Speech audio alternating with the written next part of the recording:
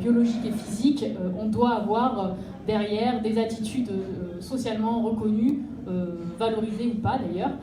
Et donc, toutes ces questions-là autour du genre sont relativement binaires et s'organisent toujours autour de la masculinité et la féminité. Une fille ne peut pas être masculine si elle doit être une bonne fille.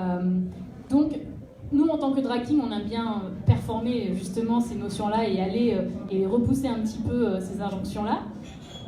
Après, il y a beaucoup de manières d'exprimer son genre. On le voit aujourd'hui, heureusement, on est dans une société où on peut un peu plus être différent et se permettre de sortir de cette binarité-là. Mais ça reste toujours un petit peu de la performance et on a quand même des schémas qui prédominent dans la société. Dans la communauté LGBTQI+, donc la communauté des lesbiennes, des gays, des personnes trans, des bisexuels, des personnes non-binaires justement, qui ne se reconnaissent pas dans cette binarité, dans les genres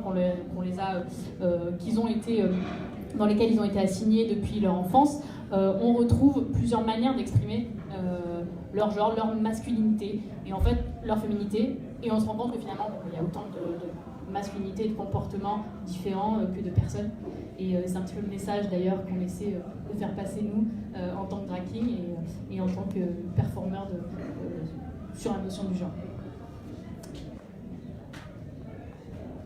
Alors qu'est-ce que le drag finalement, après avoir posé la question du genre? Le drag, comme dit RuPaul, je ne sais pas si ça commence un petit peu à être bien connu maintenant, l'émission de RuPaul Drag Race, qui est la drag queen la plus connue après Divine, qui organise en fait une télé-réalité, un concours entre drag queens aux États-Unis.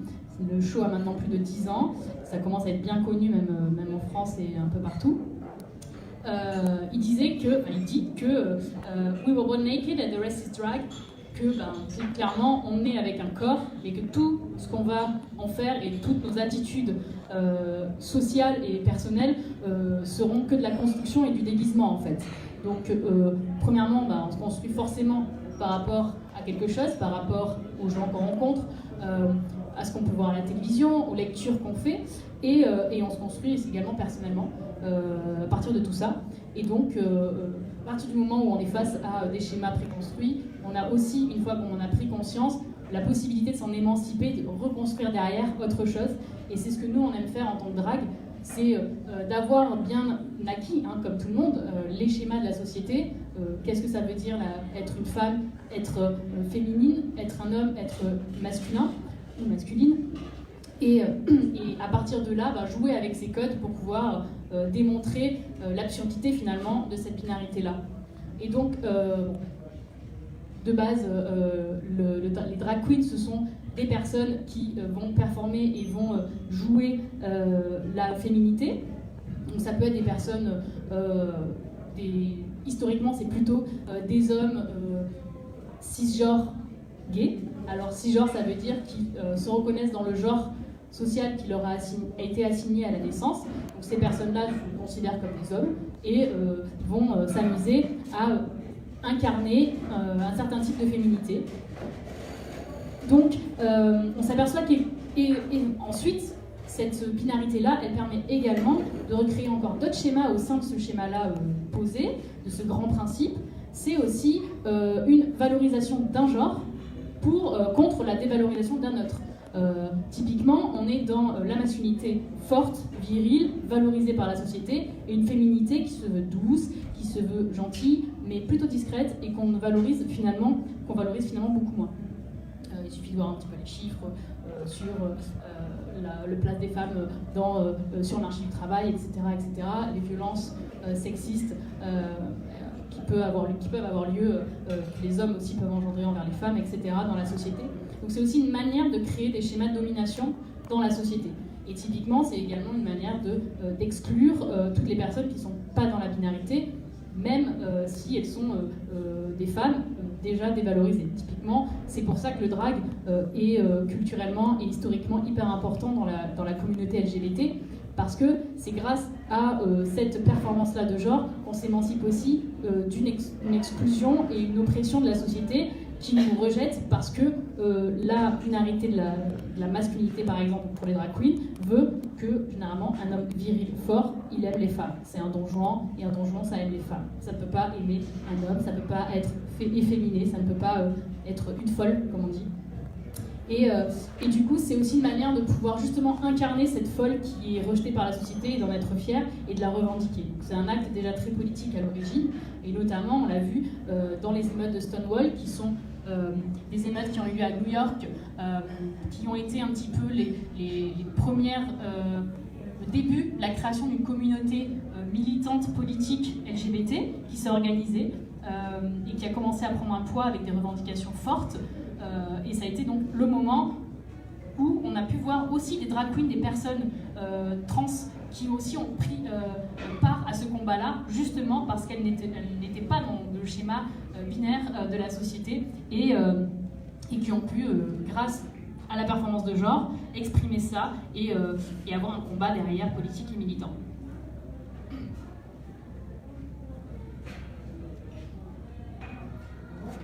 Alors, qu'est-ce que les drag kings précisément?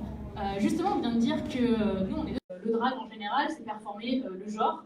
Nous, typiquement, les drag kings, ce sont des personnes qui vont incarner une certaine forme de masculinité.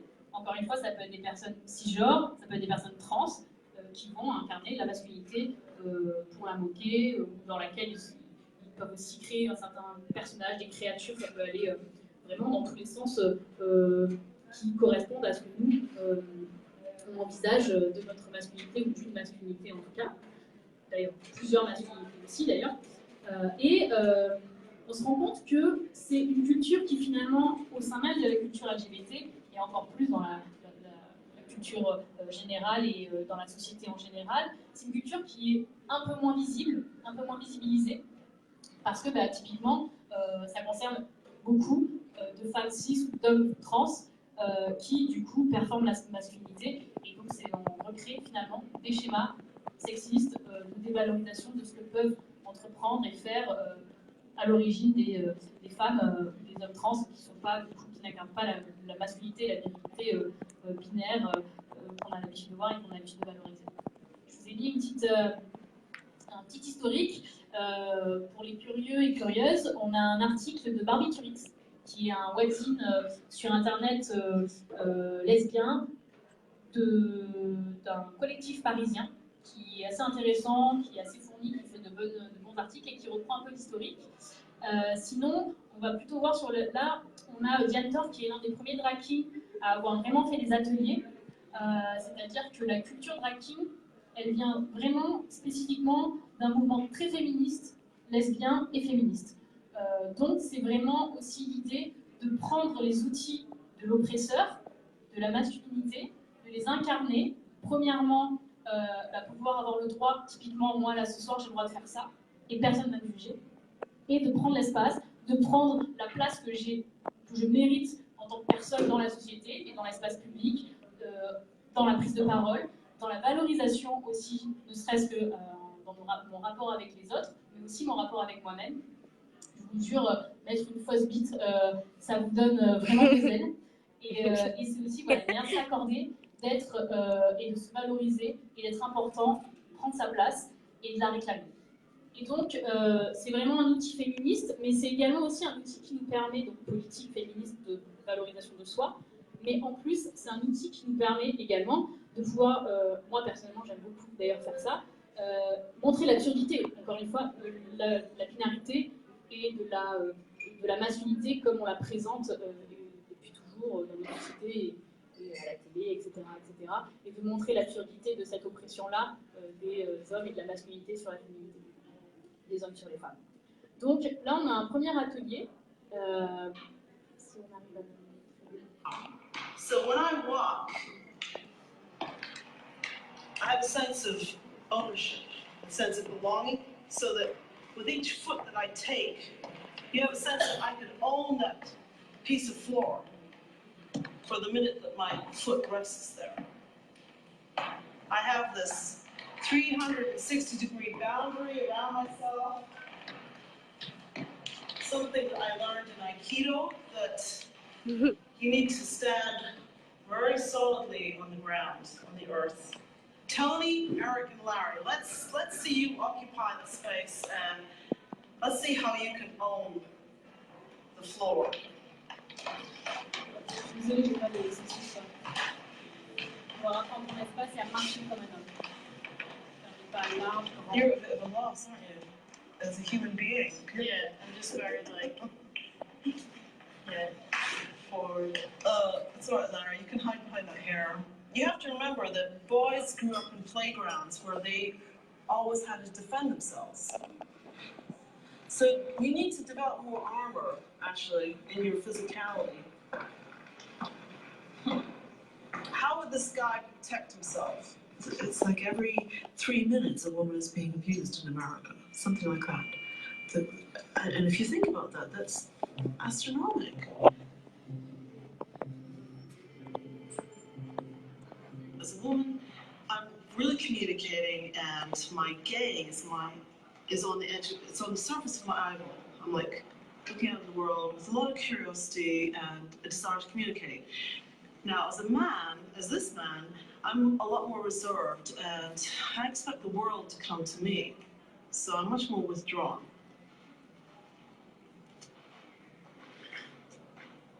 En fait, ce qu'il est en train de dire, c'est que en tant qu'homme, on doit se montrer dans l'espace, se défendre et montrer qu'on est viril, qu'on est là. Et que quand on est une femme, on fait attention à tout, on regarde partout, on est dans un espace restreint, pour vraiment se protéger de soi, éventuel, justement, la place qui le mérite selon. Very different from American men in the way that they behave, their gestures, they carry themselves. It will make a difference. Men in Argentina, I think they have a lot of style. They pay attention to the way they look a lot. Ce qui est intéressant même en tant que drague, en tant que performeur de genre, c'est qu'on se rend compte qu'il y a aussi différentes manières de voir la masculinité et la féminité en fonction des pays, des cultures dans lesquelles on est et qu'on peut rencontrer. Et donc ça, c'est encore plus intéressant parce qu'on se rend compte que vraiment la construction, elle est vraiment depuis la base et qu'elle est hyper culturelle et sociale, qu'elle n'a rien de biologique et naturel comme beaucoup de gens. So that's one way you can do it. You can imagine yours. So this is another method that you can use.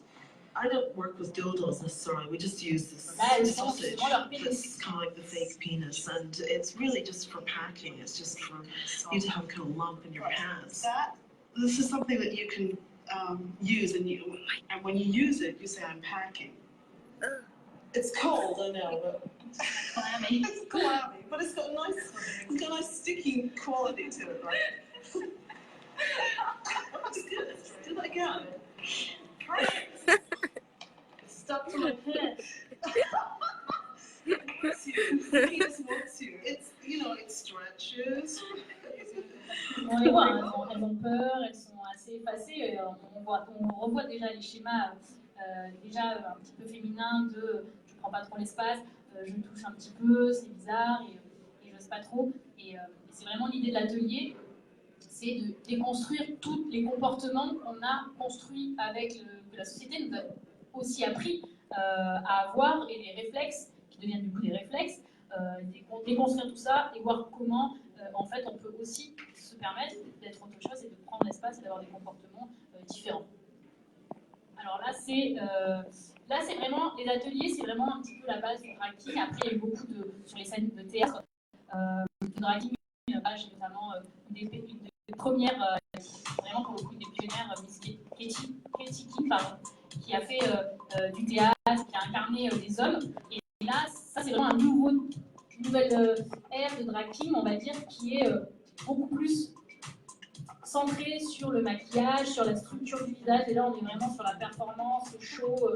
C'est beaucoup d'anglo-saxons d'ailleurs, beaucoup d'anglophones qui font ça. Et là, c'est assez. Bon, les réseaux sociaux, Instagram, ça aide aussi. Et c'est vraiment sur l'illusion, en fait, c'est des artistes de maquillage, etc. Et qui font aussi de la scène, c'est pas déconnecté complètement, mais c'est une nouvelle ère un petit peu de drag.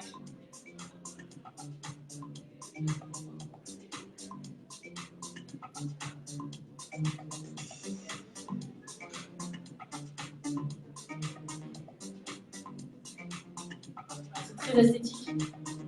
Moi, personnellement, je m'inspire un peu des deux. J'essaie de faire un peu de maquillage, pas mal. Mais... Et il y a des drag kings qui aiment beaucoup aussi jouer tout simplement sur leur propre masculinité et qui